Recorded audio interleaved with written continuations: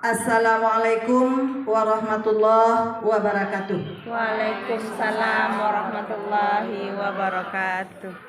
Ibu Kepala Sekolah yang sama-sama kita hormati, Bapak Ketua Komite atau yang mewakili yang sama-sama kita hormati, seterusnya Bapak dan Ibu Majelis Guru, karyawan dan karyawati SD Negeri 21 Payakumbuh, Bapak Ibu wali murid kami, seterusnya anak-anak kami pilihan dari kelas 1 sampai kelas 6 yang alhamdulillah sudah hadir pada ruangan ini. Teristimewa pada kita semua undangan yang sudah berhadir, juga perwakilan Genjer yang sudah hadir bersama kita di ruang pertemuan ini.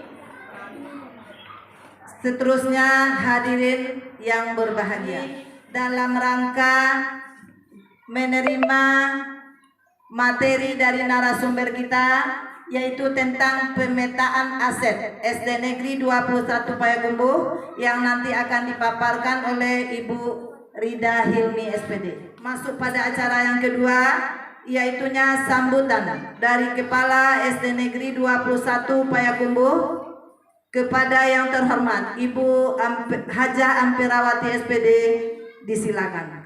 Bapak dan Ibu. Bismillahirrahmanirrahim. Assalamualaikum warahmatullahi wabarakatuh. Yang sama-sama kita hormati Bapak Ketua Komite atau saat ini diwakili oleh Wakil Ketua Pak Datuk. Kemudian yang kami muliakan Bapak Ibu wali murid terpilih dari kelas 3A dan 4B. Kemudian yang kami hormati, yang Ibu sayangi ya, anak-anak Ibu kelas 3A ya, kelas yang terpilih juga mewakili kegiatan hari ini. Kemudian guru-guru hebat SD 21 Payakumbuh yang saya cintai, khususnya Ibu Rida Hilmi sebagai narasumber hari ini yang kami banggakan. Baiklah Bapak dan Ibu, kegiatan kita hari ini judulnya adalah pemetaan aset SD 21 Payakumbuh. Terima kasih, kemudian mohon maaf atas segala kekurangan. Wabillahi taufik wal hidayah. Assalamualaikum warahmatullahi wabarakatuh.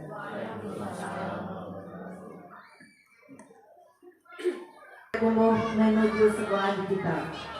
Dengan narasumber kita pada hari ini Ibu Rida Hilmi SPD. Kepada yang terhormat Ibu Rida Hilmi kita persilakan.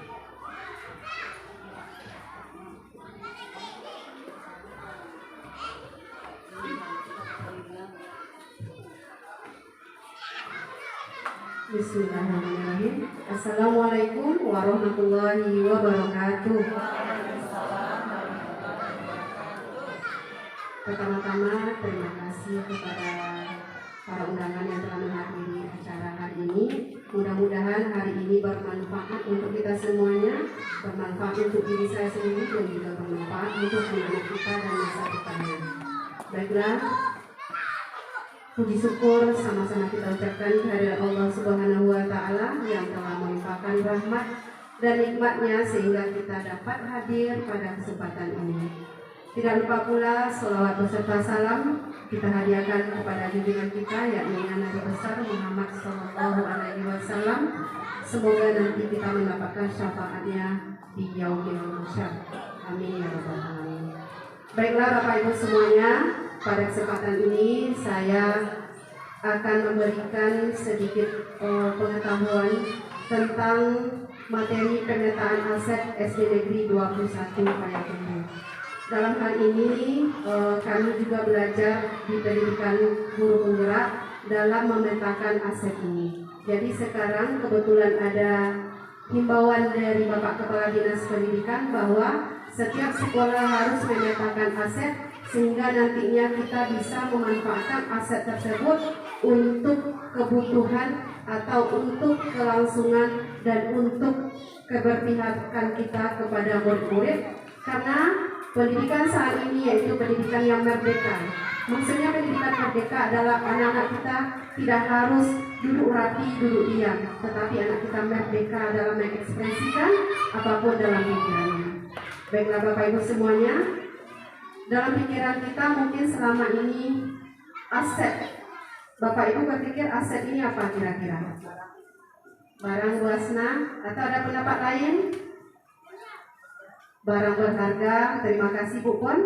Ada mungkin dari anak-anak Ibu tahu aset? Ada yang tahu? Nah, mungkin saya sependapat dengan Bu Pon dan Bu Asna. Sebelumnya aset ini hanya barang saja, barang di rumah atau alat tulis kalau di sekolah, kursi, meja, itu yang aset. Tetapi ternyata banyak aset yang kita miliki. Bukan hanya di sekolah, di rumah pun kita punya aset. Apalagi di kota Payakumbuh banyak sekali aset yang kita miliki. Nah Bapak Ibu semuanya, sebelum kita menggali tentang aset, kita harus dulu membahas tentang pendekatan berbasis kekurangan atau masalah dan pendekatan berbasis aset. Di sini maksudnya Bapak Ibu mungkin lebih dominan kita memikirkan sesuatu itu terpusat hanya pada kurangnya saja. Contohnya, ibu-ibu akan memasak. Oh tak punya minyak. Bisa kita buat lagi dari yang lebih dari itu, atau apa yang kita bisa gunakan berdayakan dalam kehidupan kita. Nah itu Bapak Ibu, selama ini mungkin banyaknya kita berpikir berbasis kekurangan atau berbasis masalah. Nah di sini Bapak Ibu ini sudah dipetakan bahwa kita berpikir berbasis kekurangan dan kita berpikir pada aset. Nah kalau kita berpikir pada aset, maka fokus kita pada aset. Apa yang bisa kita berdayakan, apa yang bisa kita gunakan. Tidak hanya masalah yang kita pikirkan, tetapi bagaimana cara mencarikan solusinya dari apa yang kita miliki, baik itu secara pribadi ataupun di lingkungan sekolah kita ini. Yang kedua yaitu berputar pada masalah utama. Nah, kalau kita berbasis masalah, hanya masalah yang kita pikirkan. Tetapi kalau kita merubah paradigma berpikir kita berpikir berbasis aset, maka kita akan membayangkan masa depan yang cerah, masa depan untuk anak-anak kita. Berikutnya yaitu kalau kita berpikir berbasis kekurangan, kita mengidentifikasi kebutuhan dan kekurangan, selalu bertanya apa kurangnya. Nah, contohnya ada orang yang berbuat lebih dari kita bertanya, aku kurang wak yo, pak orang itu. Harusnya kita berpikir, wah dia bisa, apa yang dia lakukan, saya bisa seperti itu. Nah kita tidak memikirkan apa yang kurangnya, tetapi apa yang bisa kita lakukan, baik itu untuk sekolah kita, terlebih untuk anak-anak kita. Berikutnya di sini kalau kita masih berpikir berbasis kekurangan, maka fokus kita adalah mencari bantuan dari sponsor atau institusi lain. Contohnya, kita akan mengadakan suatu kegiatan. Sebelum kita mencari sponsor, kita berdayakan dulu apa yang bisa kita gunakan di sekolah kita ini. Kegiatan apa? Contohnya kegiatan pramuka, ekskul anak-anak kita. Contohnya, kita tidak harus meminjam dulu. Besok wak ke lomba, wak harus minjam ke SMP 1. Nah itu yang kita pikirkan. Tetapi apa yang ada di sekolah kita dulu, kita berdayakan. Apa aset yang ada di sekolah kita berdayakan. Nah, kita nanti tidak hanya awak ke lomba, mereka bisa yuk, karena anak wak tidak ada. Berarti kita masih berpikir berbasis kekurangan. Nah, Bapak Ibu, kami mengajak bahwa merubah paradigma berpikir kita sangat positif, terlebih untuk diri kita sendiri, apalagi untuk kemajuan anak-anak kita nantinya. Seperti yang dibilang Ibu Kepala Sekolah tadi, anak kita mau, apalagi kelas digital ini sangat menarik Bapak Ibu. Orang tuanya ada yang tidak mau atau tidak ingin anaknya menjadi lebih maju. Padahal alasannya, Bu, awak ndak ada laptop do, Bu. Awak ndak sanggup anak awak beli iPhone do, Bu. Padahal ada aset, ada yang bisa kita berdayakan di sekolah kita. Ndak cukup 1/2 pun bisa anak-anak kita belajar digital. Jadi untuk kedepannya Bapak Ibu kita menuju untuk kita berpikir berbasis aset ini apa yang bisa kita lakukan. Nah, berikutnya merancang program atau proyek untuk menyelesaikan masalah. Nah, kalau kita sudah merubah paradigma berpikir kita akan merancang sebuah rencana berdasarkan visi dan kekuatan. Nah, Bapak Ibu, kita semuanya hidup ini pasti mempunyai visi. Visi itu bukan hanya di sekolah saja, visi misi sekolah, tetapi dalam kita berumah tangga pun kita mempunyai visi. Iya Bapak Ibu, laya doa visi dalam rumah tangga wak. Contohnya visi untuk ke depan, oh besok visi wak ambil rumah bertingkat 3 contohnya. Nah, itu akan membutuhkan suatu pemikiran. Awak tak sanggup itu, tak itu awak pikir dong. Tetapi yang kita pikirkan, kita bisa, kita berusaha, setidaknya beli batu dulu. Nah, kita ansur-ansur, tidak harus jadi langsung rumah bertingkat. Nah, di sanalah kita berpikir bahwa berpikir berbasis aset ini akan membangun aura-aura positif dari dalam kita sendiri, apa yang bisa kita berdayakan. Nah, Bapak Ibu, di sini tadi kita berpikir bahwa aset itu hanya barang, hanya benda, tetapi ternyata ada 7 aset. 7 aset yang dimiliki oleh sekolah kita, oleh keluarga kita, apalagi oleh Kota Payakumbuh. Kemarin kami tugas guru penggerak, kami diminta untuk memetakan aset Kota Payakumbuh. Nah, aset Kota Payakumbuh ini kami petakan mana yang bermanfaat untuk pendidikan anak-anak kita. Contoh, Payakumbuh Bugar. Itu salah satu aset Kota Payakumbuh. Bisa kita gunakan untuk anak-anak kita, bisa untuk sarana olahraga. Contohnya lagi Batang Agam. Batang Agam itu aset yang sangat besar oleh Kota Payakumbuh. Bisa kita gunakan untuk pembelajaran anak-anak kita? Bisa. Apa yang kita gunakan? Lingkungannya. Anak kita melihat sungainya. Nah, di sini maksud dari memetakan aset ini apa yang kita bisa berdayakan di sekolah kita. Nah, di sini kita mulai dari yang pertama yaitu aset manusia. Ibu notulen mohon dicatat nanti apa-apa saja hasil diskusi kita hari ini. Terima kasih Bu Pon. Nah, Bapak Ibu, kami meminta aspirasi dari Bapak Ibu, kira-kira apa aset manusia yang ada di SD Negeri 21 Payakumbuh. Silahkan Bapak Ibu, karena ini bukan memetakannya bukan dari saya, tetapi kita semua yang memetakan. Nah, aset manusia yang ada di SD Negeri Payakumbuh, Negeri 21 Payakumbuh kira-kira siapa saja Bapak Ibu?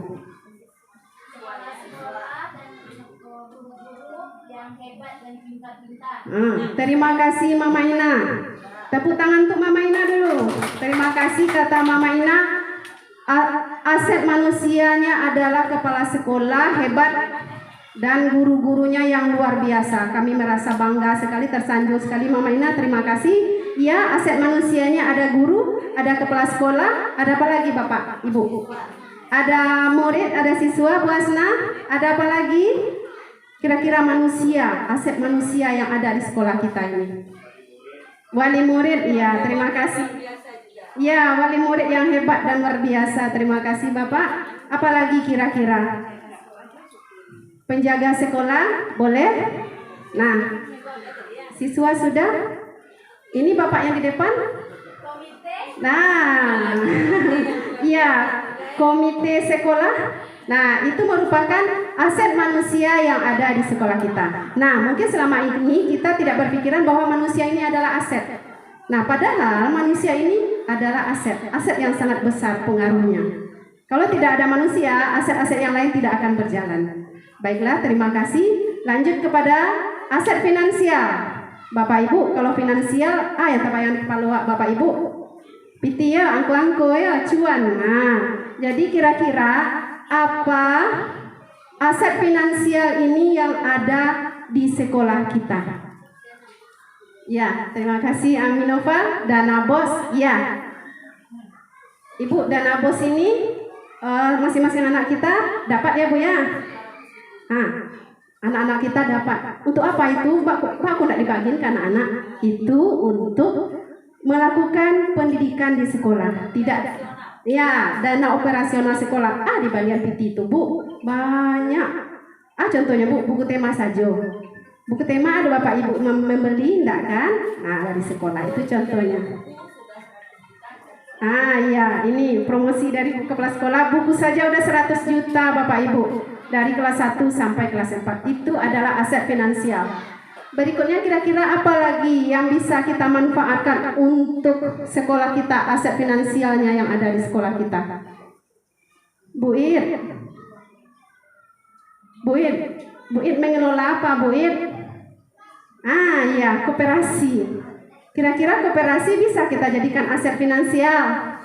Bisa ya, karena di sana kita ada simpan pinjam. Nah, di sana ada finansialnya atau uang-uangnya. Oke, terima kasih Bu Puan, berarti koperasi juga. Kira-kira apa lagi yang ada aset finansialnya Bapak Ibu? Terima kasih Bu. Dana infak. Infak dikumpulkan setiap hari Jumat untuk infak di sekolah dan juga Jumat berkah ya Bu, hari Selasa dan Sabtu. Nah, kok dulu hari Selasa dan Sabtu ini gunanya adalah kita berbagi. Nah, di sini tadi pemetaan aset yang kami bilang tadi, nanti ada hubungan kita sosialnya. Nah, di sini setiap hari Selasa dan Sabtu kita juga mengumpulkan infak gunanya untuk berbagi. Jadi nanti diantar ke masjid-masjid.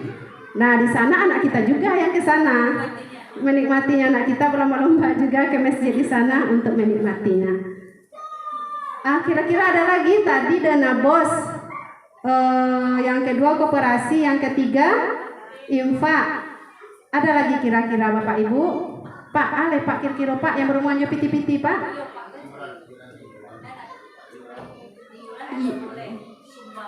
Sumbangan. Atau mungkin di kelas kira-kira Bapak Ibu ada kita finansialnya di kelas? Apa ya Mama Ina, uang kas juga termasuk finansial. Guna uang kas adalah untuk keperluan anak-anak kita.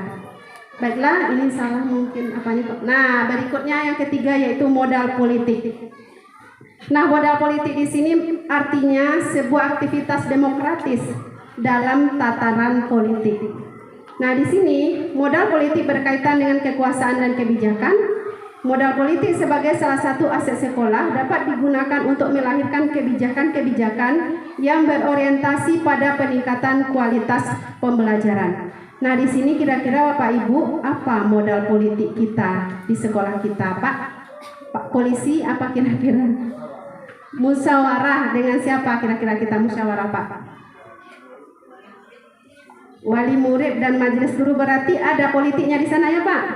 Berarti wali murid ini diwakilkan oleh sebuah organisasi namanya komite. Nah, komite itu merupakan modal politik di sekolah kita. Sepakat kita Bapak Ibu? Nah, lanjut lagi. Kita tidak lama-lama. Nah, modal agama dan budaya. Nah, di sini artinya modal agama dan budaya ini upaya memberikan bantuan empati dan perhatian, kasih sayang dan unsur dari kebijakan praktis atau dorongan utama pada kegiatan pelayanan, termasuk juga kepercayaan, nilai sejarah, makanan, warisan budaya, seni dan lain-lainnya. Kebudayaan ini di setiap daerah masing-masing merupakan serangkaian ide, gagasan, norma, perlakuan, serta benda yang merupakan hasil karya manusia yang hidup berkembang dalam sebuah ruang geografis.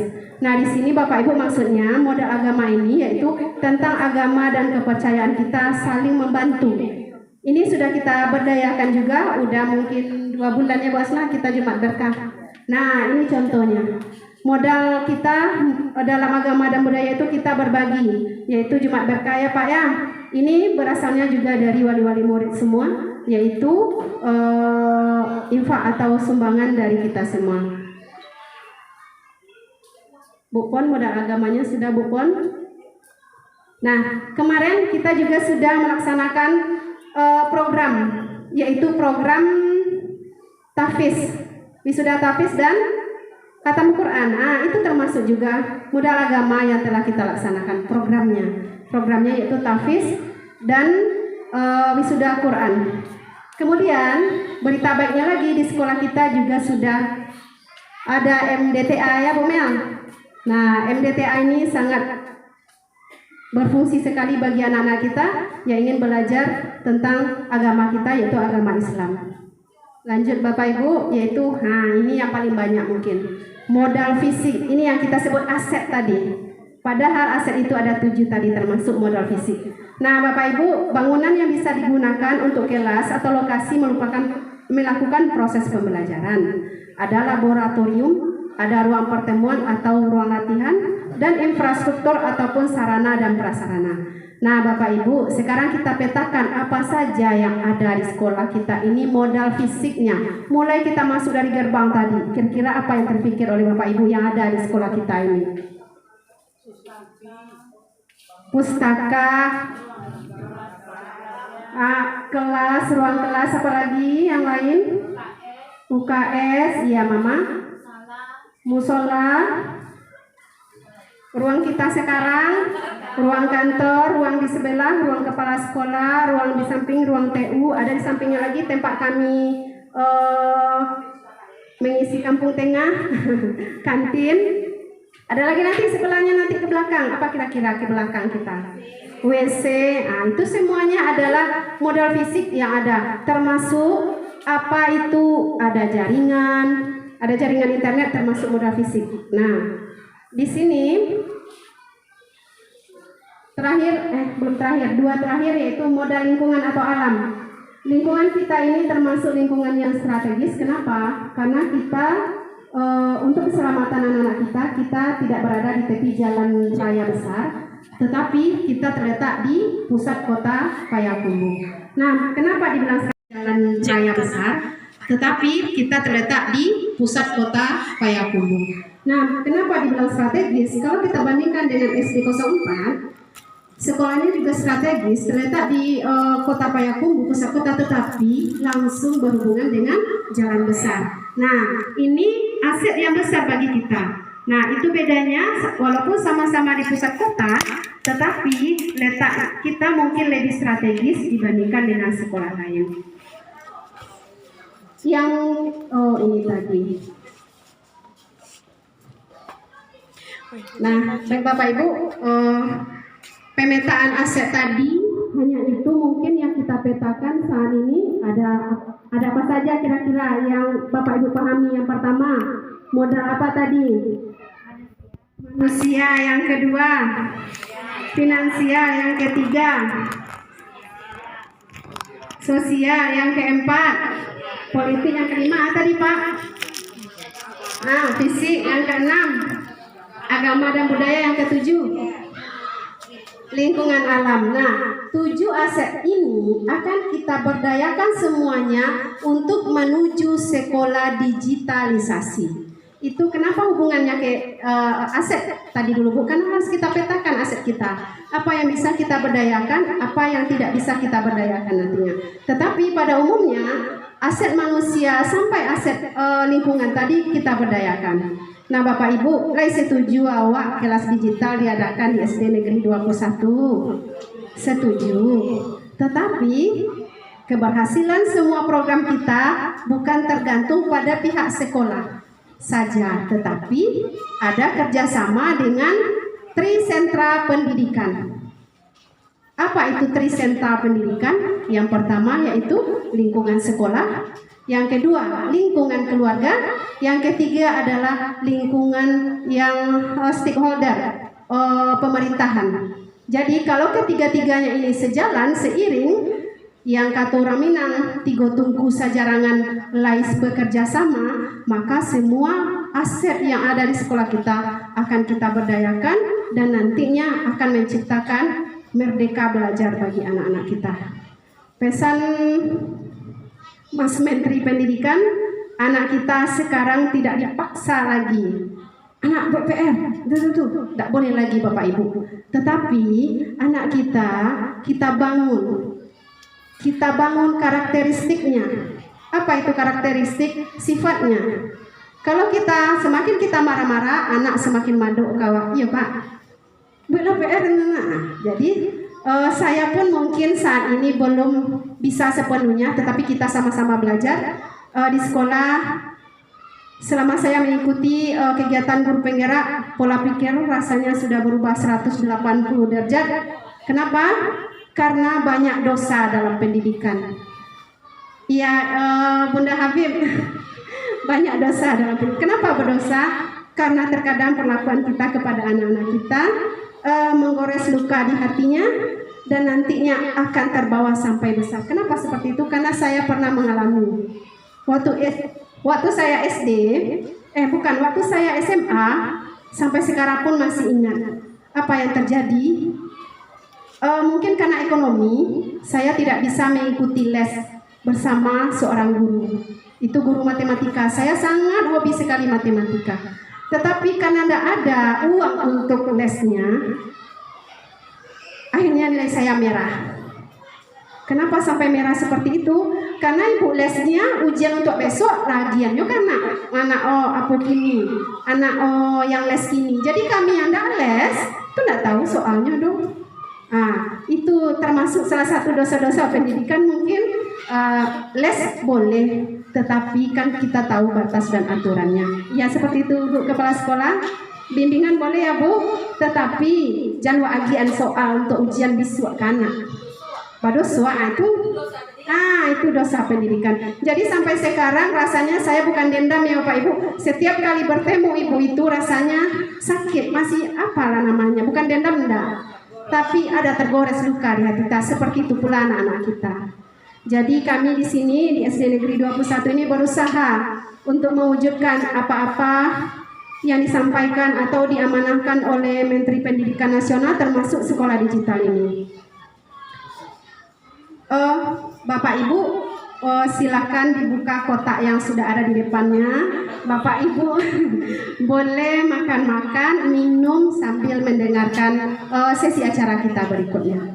Bu Asna, buka Bu. Silakan Pak, dibuka.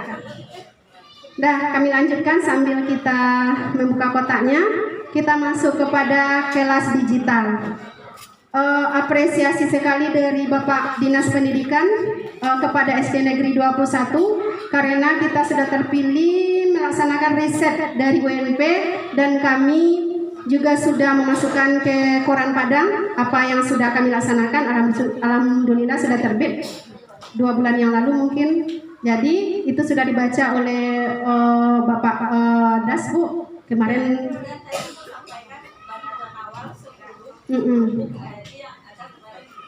Iya Bu. 10. Ternyata tadi Ibu WA Pak Dani yang mengelola ini 15 untuk sekolah Ibu. Alhamdulillahirrabbilalamin. Jadi anak kita berlebih 2 ya Bu. Kan 28 tadi ya. Nah berarti kita dapat 30 ada cadangan. Misalnya ku error state bisa diganti yang lain. Jadi Bapak jadi anak-anak enggak beli laptop lah itu. Kalau itu yang bayangkan orang tua, anak-anak awak beli laptop. Kemauan dan dorongan dari ayah bundanya lah. Karena kelas digital Aisyah, ibu bertanya mana suka Aisyah belajar ibu ceramah-ceramah di depan atau pakai laptop? Pakai laptop. Keraskan suaranya. Pakai laptop. Nah, sekarang angkat jempolnya Aisyah, Nova, Habib, Faiza, Kaila belum ada permintaannya. Nah, mana memilih belajar dengan ibu nulis-nulis di papan tulis, ibu menjelaskan atau dengan Chromebook? Mana yang mau? Kalau dengan Chromebook angkat jempol. Kalau masih dengan menulis-nulis ibu di depan, turun tangannya. Nah, kita lihat sama-sama ada paksa anak. Ada paksaan? Nah, itu anak-anak kita sendiri mau belajar digital. Nah, apa kemudahannya belajar digital ini? Yaitu pemanfaatan teknologi dalam proses pendidikan. Apa saja teknologi yang dimanfaatkan? Bisa laptop, bisa infocus. Nah, di dalam programnya ada namanya LMS. Di dalam LMS ini sudah terprogram. Mulai dari kegiatan awal apa? Bu, anak suka menari, bisa dibuat menari dalam itu. Bu, anak suka menyanyi, bisa dibuatkan program menyanyi dalam itu. Bu, anak suka jalan-jalan, gaya belajarnya kinestetik, Bu, bisa di sana. Jadi manfaat kelas digital ini sangat besar, apalagi nanti sekarang adalah zaman industri namanya Bu 4.0. Nah, 4.0 itu maksudnya nanti kita akan masuk ke era digital. Mungkin besok gesek-gesek sesaduanya mungkin lah. Nah, gesek-gesek sesaduanya mungkin. Mungkin itu tergantung perkembangan teknologi. Memasak, Bu ada gambarnya di situ, ada cari menu. Nanti tinggal makan kita. Mungkin bisa seperti itu. Makanya Bapak Ibu kita persiapkan anak-anak kita untuk menghadapi era-era seperti itu, karena nanti bergunanya mungkin 10 tahun atau 20 tahun yang akan datang. Kalau awak mungkin bisa umur mainan mungkin tuh lah, tidak perlu itu leh. Kalau bagi anak baru sangat perlu. Nah, ini contoh gambar-gambar kelas digital. Mungkin ini di SMP, ini juga udah ada di SD.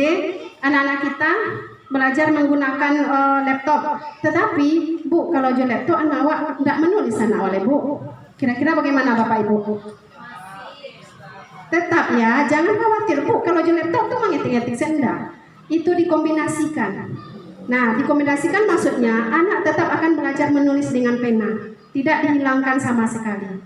Tetapi dalam proses pembelajarannya sudah ada sistemnya. Nanti kami guru pun dipermudah. Apa yang permudahnya? Kami tidak perlu mereso secara manual ya. Kami Bunda tidak perlu kami mereso secara manual karena nanti sudah masuk sistem dia. Kemarin dari riset UNP itu sudah boleh dilaksanakan kurang lebih 2 bulan 2 tema. Sangat memberikan kemudahan kepada anak-anak kita termasuk kepada kami. Nah, di sini manfaat kelas digital yang pertama, interaksi yang lebih luas dan komunikatif membuat peserta didik lebih giat dalam belajar. Tidak perlu guru diam disiplin anak akan bekerja dia. Tetapi nanti sosialnya Bu, anak beku maduk sih ke laptop Bu. Itu beku yang memanggil waktu anak kita pakai HP, kira-kira bagaimana Bapak Ibu? Awak memanggil nak tolong matikan lampu, pasti dia harus 3 kali dulu. Nak tolong matikan lampu, nak tolong matikan lampu. Kenapa? Karena dia ada fokus. Nah, itu fokus itu yang kita manfaatkan dalam kelas digital. Fokusnya itu ke proses pembelajaran yang ada dalam laptop akan berpengaruh kepada peningkatan kualitas belajar anak-anak kita. Nah, supaya ini mulai berkolaborasi, juga ada nanti diskusi kelompok. Tergantung strateginya oleh guru digitalnya masing-masing. Jadi Bapak Ibu jangan khawatir loh, biku anak awak ke laptop saya matonya. Nggak ada ke kawan, nggak ada interaksi ada. Ini cuma dalam proses pembelajaran. Nah, berikutnya bisa membuka ruang pengetahuan lebih lebar dan transparan. Iko, kita gunakan Chromebook ini, kita bisa berbicara orang di Amerika. Iya Pak. Contohnya FB. Ada yang lain lagi. Nah, anak-anak kita nantinya yang kreatif, dia akan mencari teman. Nah, di sana bisa melatih kok bahasa Inggrisnya yang dilatih di sana atau apapun. Tetapi dalam penggunaan digital ini, peran trisentra pendidikan tadi sangat berpengaruh, terutama peran dari keluarga. Jangan sampai anak-anak main HP, jangan sampai anak-anak main laptop. Kenapa? Karena konten-konten negatif akan selalu diselingi. Walaupun dia konten pendidikan, tetapi akan diselingi. Walaupun anak kita tidak mencari konten-konten yang negatif, tapi yang negatif itu akan keluar. Muncul sendiri, tinggal klik. Nah, keluarlah satunya. Jadi itu peran trisentra pendidikan tadi. Yang berikutnya, membuat guru lebih fleksibel dan responsif untuk merampingkan teknik mengajar. Nah, di sini kami lebih fleksibel Bapak Ibu. Kami mungkin merancangnya mungkin untuk pelajaran hari ini 2 hari sebelum sudah kami rancang. Jadi proses pembelajaran kami tinggal memunculkan ada link, ada apa nanti di LMS-nya, anak-anak akan bekerja di sana. Yang berikutnya yaitu membuat belajar lebih menghibur, menarik, dan menyenangkan bagi peserta didik. Karena anak-anak sekarang sukanya dengan game, sukanya bermain game. Nah, nanti dalam proses pembelajarannya kita juga buatkan game-game, contohnya quizzes, word wall, banyak yang lain. Ada teka-teki silang nantinya, tergantung kreativitas gurunya masing-masing. Berikutnya yaitu mampu menjembatani kesenjangan komunikasi antara peserta didik, orang tua saat mereka di kelas. Maksudnya di sini Bapak Ibu, kita komunikasi kita dalam LMS tersebut orang tua bisa dimasukkan. Ya Ibu, nah orang tua bisa dimasukkan, orang tua bisa mengontrol pelajaran anak wak ini. Kalau Bu Rida di kelas supaya wali murid mengontrol bawain jurnal, anak menulis. Nah, ke pelajaran hari ini bawain jurnal. Nah, kalau kita kelas digital, orang tua boleh dimasukkan ke dalam aplikasi. Nah, tapi jangan berajasa dulu beraja tambah-tambah di dalam, tapi kita hanya mengontrol.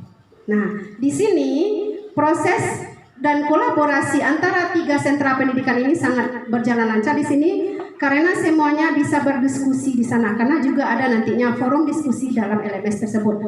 Awak Nio berkomunikasi dengan dinas pendidikan boleh. Di sana kita buka forum diskusinya.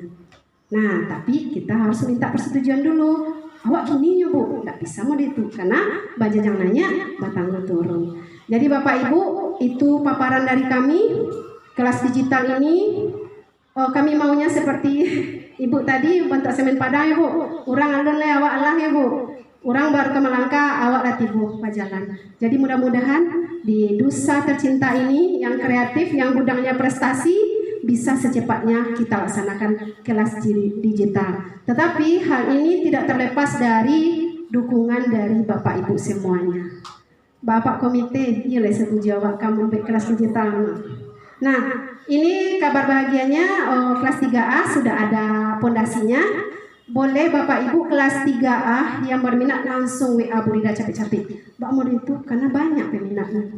Kami kelas 3 hampir 35, 33, 3 sampai beratu 100 sekian berpacu untuk 28 orang. Iya Bu. Nah, kita berpacu untuk 28 orang.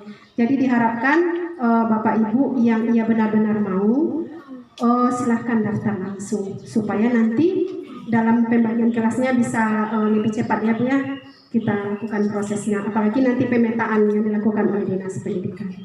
Mungkin itu yang dapat kami sampaikan hari ini. Ko ado kato-kato ndak pada tempatnya, ko ado rasanya mengajari. Kami mohon maaf, di sini kami hanya berbagi ilmu dan juga memberikan pandangan-pandangan positif untuk kebaikan dan kemajuan sekolah Dusa ini. Terima kasih. Assalamualaikum warahmatullahi wabarakatuh.